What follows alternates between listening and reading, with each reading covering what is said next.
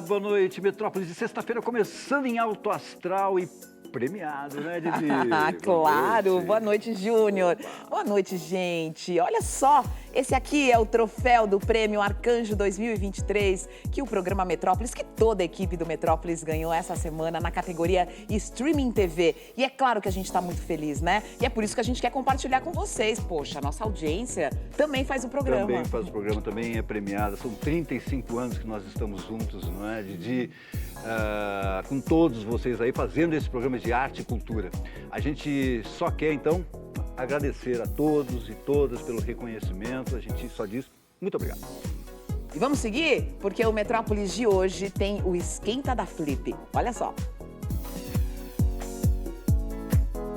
Vai começar a 21ª edição da Festa Literária Internacional de Paraty. Tem mesas de debates, performances, shows e cinema na praça. Uma das curadoras da Flip, Fernanda Bastos, nos conta como vai ser a programação deste ano. Cadê Miguel? Eu achava aquilo tão ridículo que eu não via nenhuma possibilidade de dizer alguma coisa. Segunda-feira, 20 de novembro, é dia de Zumbi dos Palmares e da Consciência Negra. Homenagens e tributos marcam o dia da luta contra o racismo. Eu não sou seu negro, eu não sou seu preto, meu nome é Henrique. O quarto de empregada foi a engenharia mais perfeita que a nova ordem instalou. Dona Maurinete Lima, uma mulher negra, poeta, socióloga, ativista, usou também a poesia para lutar contra as desigualdades sofridas pelo povo preto.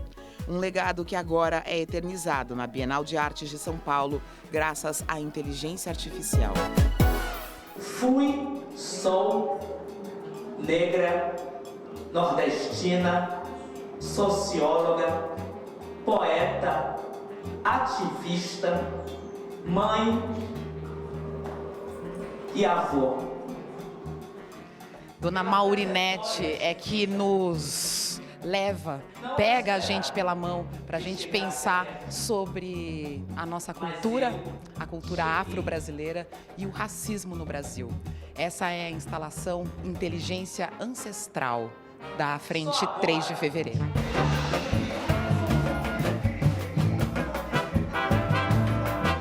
A inteligência ancestral possibilitou a recriação de uma grande poeta e ativista que é mãe de vocês. Sim, a gente tinha um desafio, que era contar a história da Frente 3 de Fevereiro, que já completa quase 20 anos. Em 2004, começa a Frente 3 de Fevereiro, a partir do assassinato de um jovem dentista que foi morto pela polícia.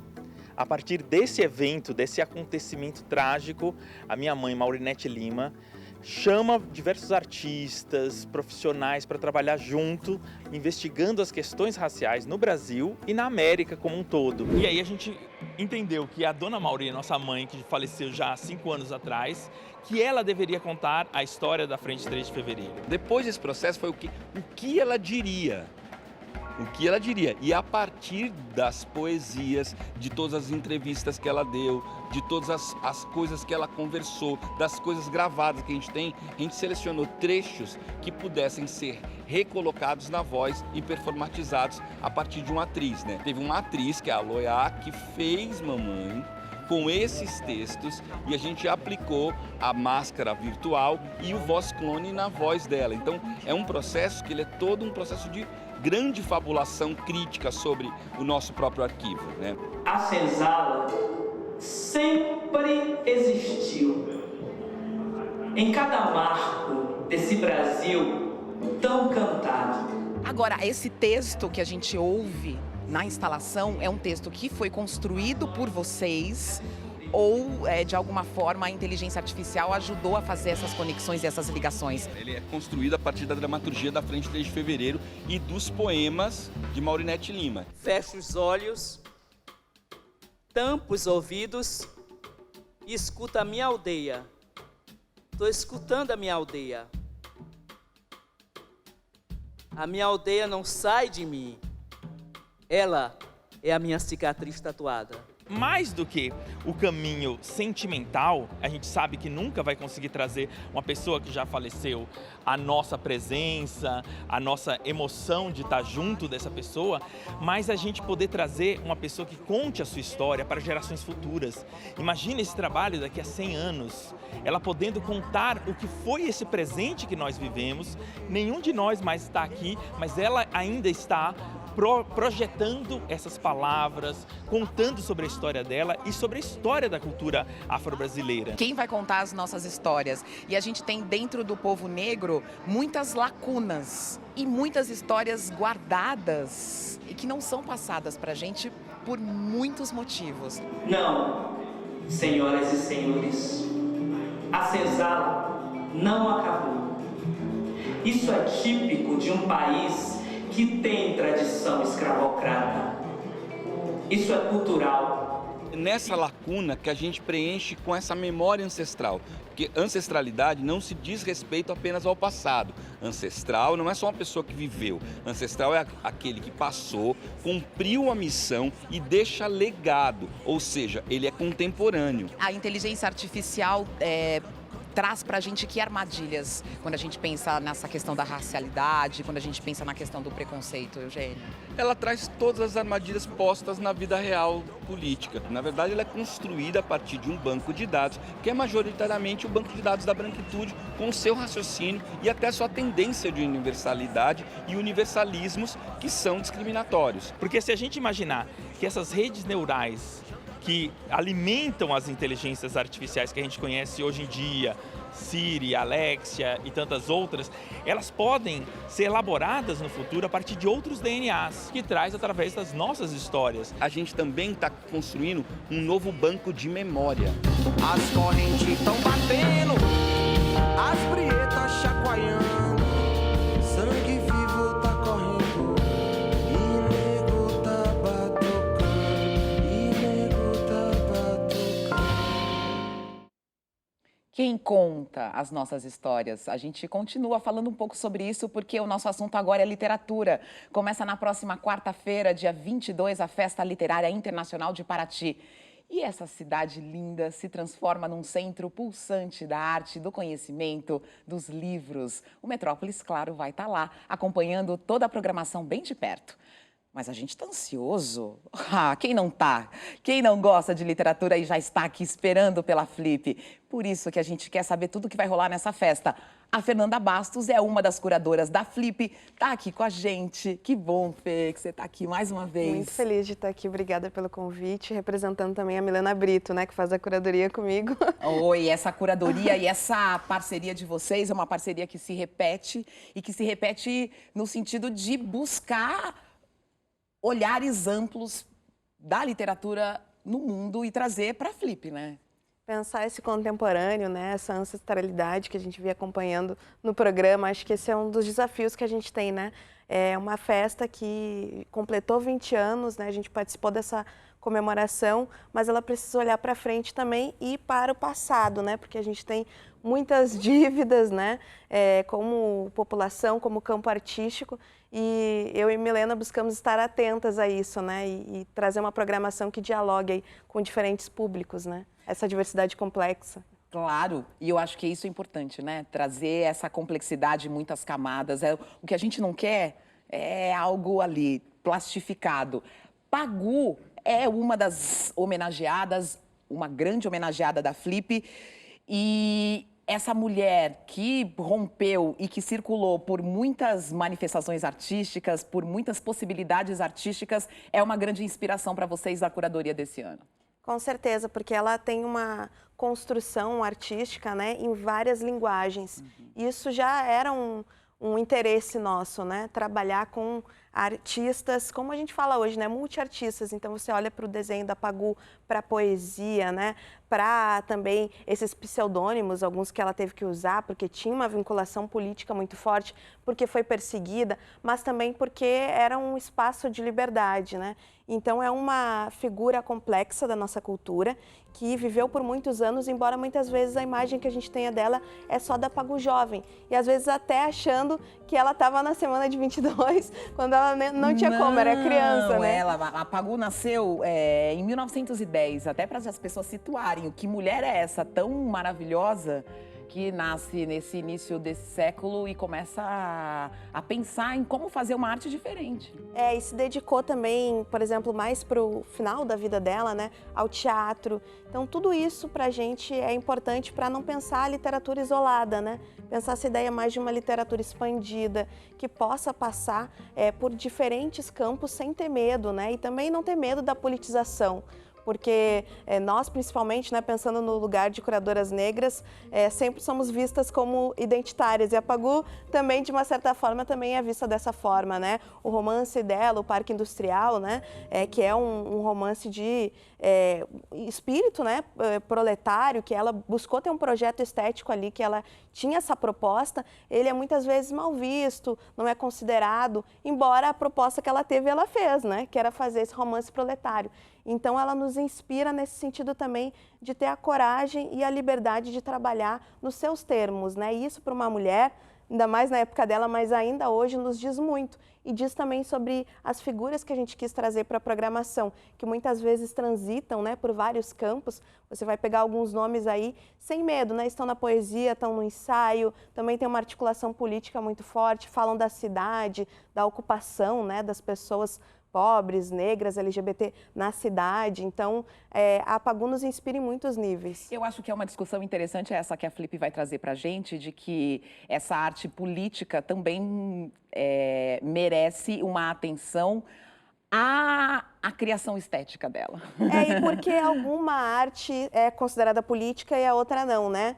Porque todas têm a sua política, claro, né? sim. Mas só algumas são consideradas uma arte política e geralmente isso é considerado inferior, né? Então a gente tem aí uma grande autora que nos entrega muitos textos relevantes e que também nos conduz aí para a gente pensar o preço que é você ter uma conduta estética vigilante, dissidente, que também era algo que era importante para a gente, né? Como é que você é tratado no campo, mesmo hoje na contemporaneidade, se você é dissidente, né? Se você tem a ousadia de fazer uma crítica, né? Como o Caleb Passanek vai falar, por exemplo, sobre Beyoncé, né? Tentar adivinhar aí como é que vai ser o talento dela ou não, se ela vai brilhar ou não. É uma ousadia exercer a crítica, né?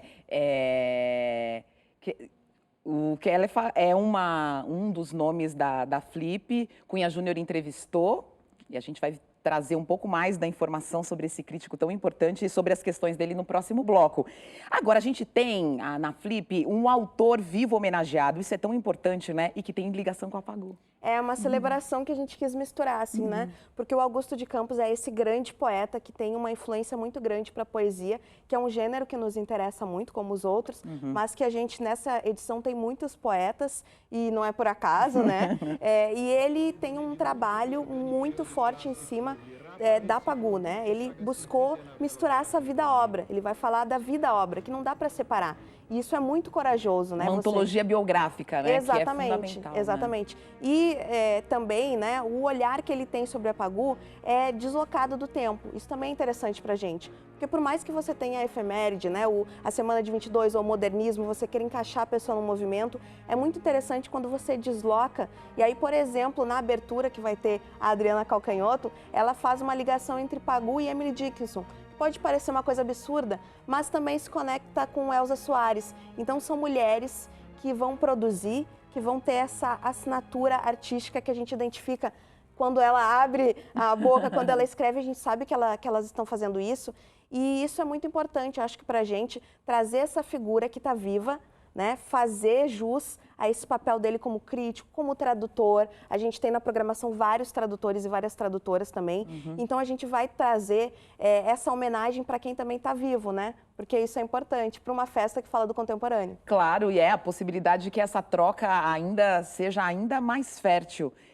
A Flip, você já falou do show de abertura, e a gente gosta quando tem show de abertura, Adriana Calcanhoto, e ela entra também dentro desse lugar da poesia dentro da Flip, né? E desse gênero poder ser reconhecido, estudado, discutido nas mesas. E aí eu queria que você falasse de alguns destaques da poesia na Flip.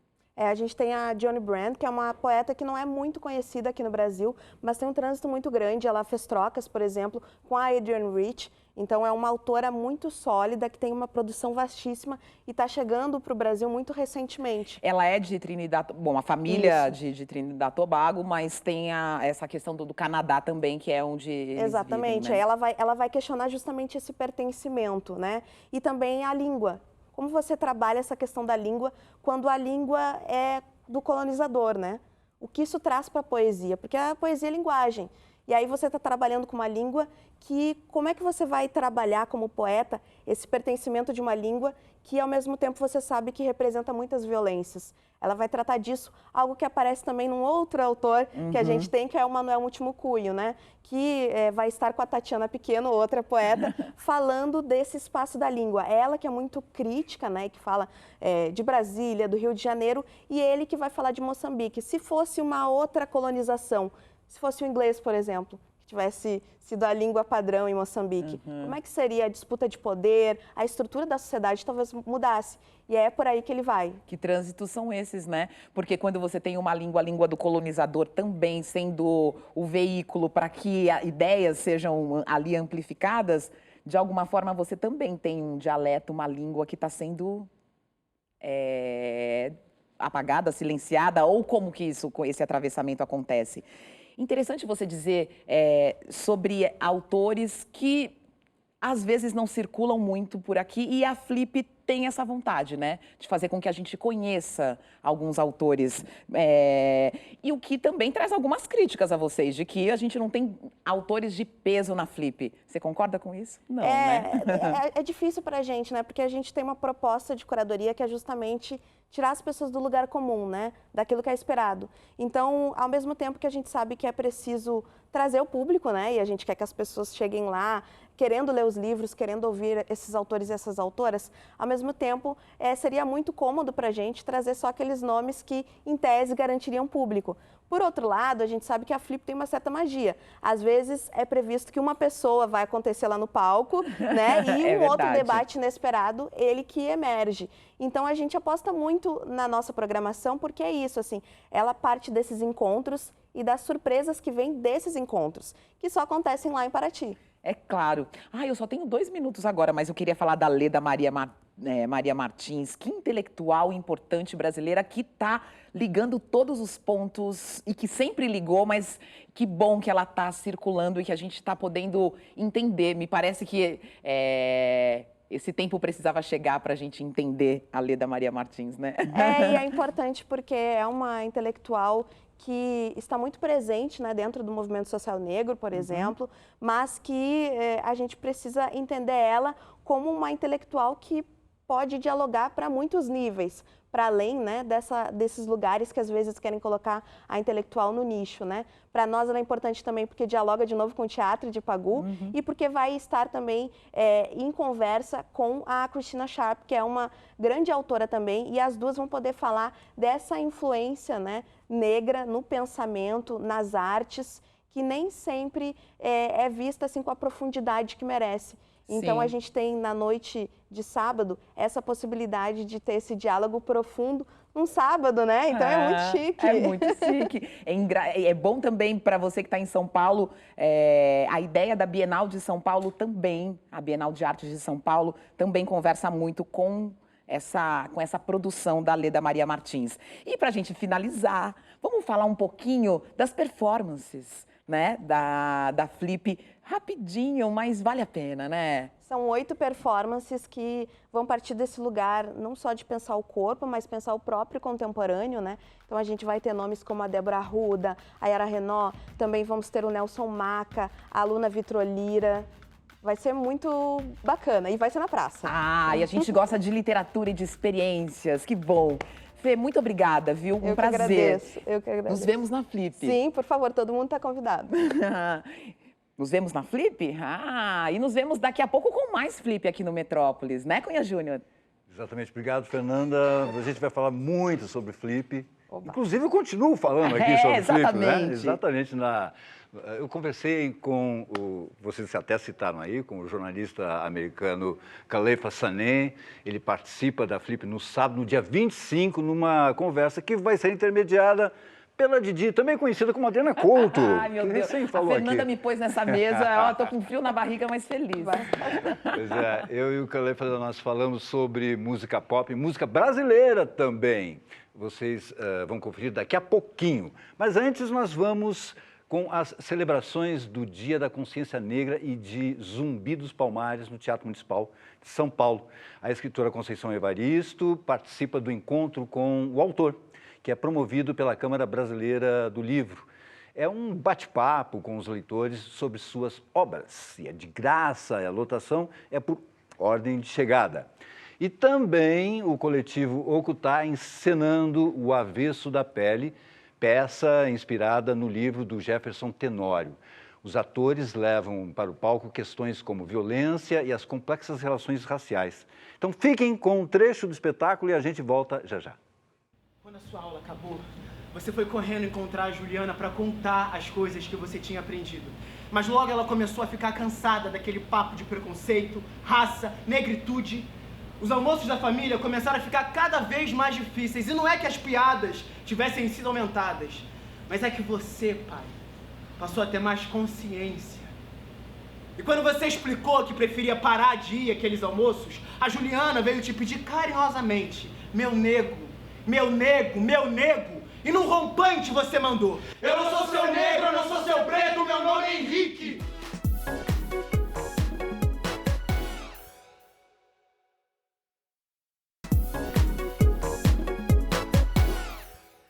E na Festa Literária de Paraty, a música também é celebrada. A Flip traz pela primeira vez ao Brasil o jornalista, crítico musical americano, Kalefa Sané. Ele que já passou pelo jornal The New York Times, ele foi crítico do New York Times. E há 15 anos ele escreve para a cultuada revista The New Yorker. Ele é autor do livro Na Trilha do Pop, a música do século XX em 7 gêneros. O livro é de 2021, mas está sendo lançado aqui, agora, pela editora Todavia. Eu conversei, inclusive, com o Kalefa esta semana por Zoom, antes dele embarcar para o Brasil. Ele falou sobre música brasileira, inclusive.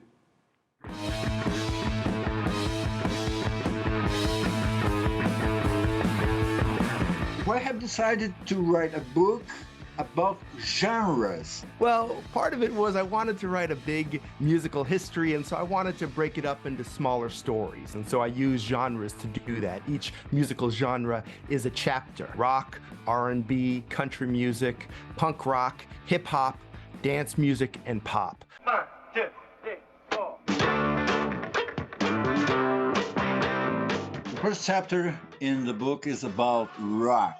And you write about a band that I think that just a few people knows about. Sweet, sweet Connie, doing her act. Grand Funk Railroad. Yeah, that's not a funk band. No, for years I figured they were a funk band. In the US, they were hugely popular in the early 1970s, and they were also one of the first really popular bands that critics kind of disliked. We can make it to the show tonight. We're an American band. It's funny, that in a sense turned out to be the future, right? Ever since, in the 50 years since Grand Funk Railroad, there's been one after another really popular rock band that people consider not that cool, that critics don't like. You think about Nickelback.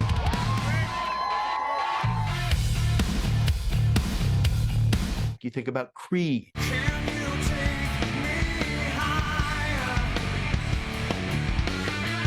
You think about right now the band Måneskin. Sorry, but I gotta go.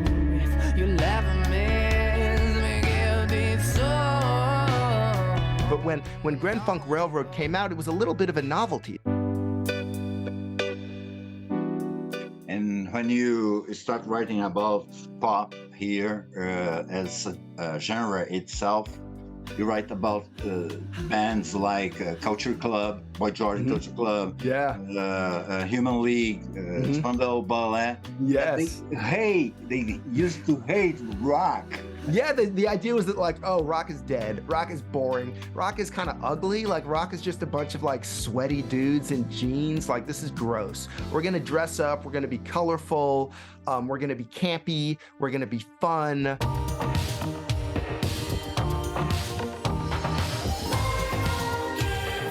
There was this idea of people claiming pop as an identity, waving the flag, saying, yes, we are pop music. And what do you think about Brazilian pop music?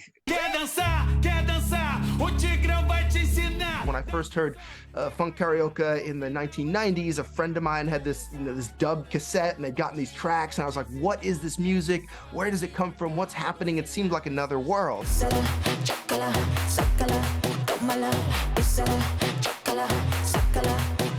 You're seeing someone like Anitta having access to the U.S. market and having some profile in America in a way that never really happened before. Funk karaoke has not had its moment yet. It hasn't happened yet, but I'm hoping. And Anitta, do you like her or not? I love Anitta. 1, 2, 3, 4. I discovered punk rock in 1990. My mother took me to go see the Ramones. It was a concert with no unaccompanied children allowed. So my mom said, I'll go with you. Hey, ho, let's go! Hey, ho, let's go! And so she took me to my first punk rock show. Thanks, Mom. God save the Queen! The fascist regime! Part of what was exciting to me about punk rock was this idea that you could have opinions about music. You could decide to reject all this other stuff. That stayed with me even as my tastes expanded beyond punk rock.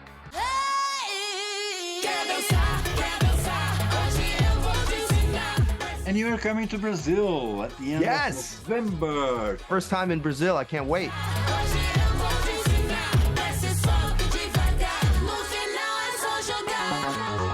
Na trilha do pop. Na trilha do pop.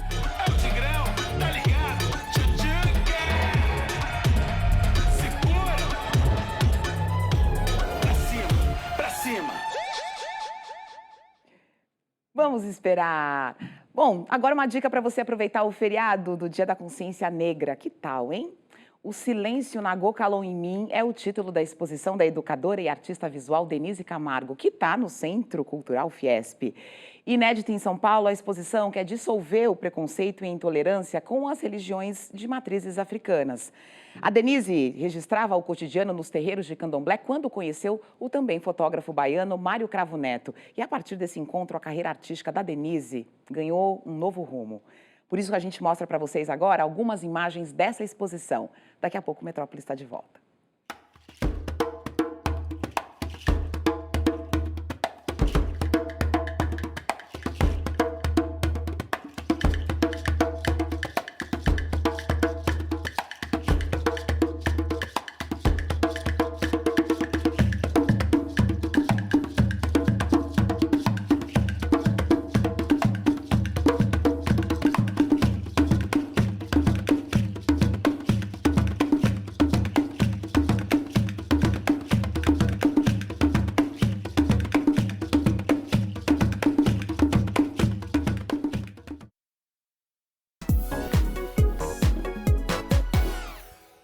Estamos de volta para falar da 35ª edição da Bienal de Artes de São Paulo, que entrou na reta final. Termina no dia 10 de dezembro. Tem muita coisa para ver, já foi? Não perca. Além dos trabalhos de 121 artistas, também é possível assistir a performances, que são apresentadas em diversos pontos do prédio da Bienal. Isso é muito legal.